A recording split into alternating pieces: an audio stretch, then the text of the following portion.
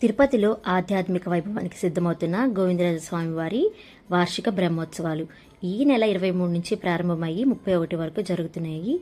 ఈ మహోత్సవంలో వాహన సేవలు, ప్రత్యేక పూజలు, భక్తుల కోలాహలంతో అన్నీ అద్భుతంగా ఉండబోతున్నాయి. గోవిందరాజస్వామి దర్శనం కోసం వచ్చేవాళ్ళు ఈ వీడియో ఖచ్చితంగా చూడండి. వాహన సేవలు మాత్రం సాయంత్రం 7 గంటల నుండి ప్రారంభమవుతాయి. తిరుమల నుండి వచ్చే భక్తులు తిరుపతిలో వేరే ప్లేసెస్ కూడా చూడాలనుకుంటే మీ దగ్గర టైం ఎక్కువ లేకపోతే ఉచిత దర్శనానికి అయితే ఎక్కువ సమయం పడుతుంది. 20 రూపీస్ దర్శన టికెట్ తీసుకుంటే 15 మినిట్స్లో దర్శనం కంప్లీట్ అయిపోతుంది.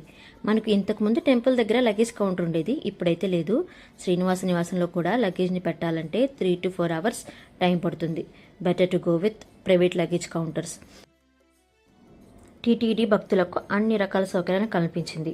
మధ్యాహ్నం 3 గంటల వరకు అయితే అన్నప్రసాద వితరణ జరుగుతూ ఉంటుంది. ఈ అన్నప్రసాద కేంద్రం మాత్రం మనకి టెంపుల్లో లెఫ్ట్ సైడ్ ఉన్న స్ట్రీట్లో అయితే ఉందండి కేంద్రం. మనకి చాలా బాగుంటుంది ఫుడ్ కూడా. మీరు వెంటనే అక్కడ లంచ్ చేసేసుకొని మీరు వేరే ప్లేసెస్ని ఎక్స్ప్లోర్ చేయొచ్చు. వార్షిక బ్రహ్మోత్సవాలను సంతరించుకొని ఆలయాన్ని చాలా చక్కగా అలంకరించారు. రకరకాల పువ్వులతో, లైటింగ్స్తో చాలా చూడముచ్చటగా ఉంది. ఒకసారి చూసిరండి, దర్శనం చేసుకొని గోవిందరాజస్వామిని ఆశీర్వాదాలు పొందండి. అలాగే ఇంకా ఇలాంటి మరిన్ని ఇన్ఫర్మేషన్ కావాలంటే నా ఛానల్ని సబ్స్క్రైబ్ చేసుకోండి. నా ఛానల్ నేమ్ సుక్కు సందడి.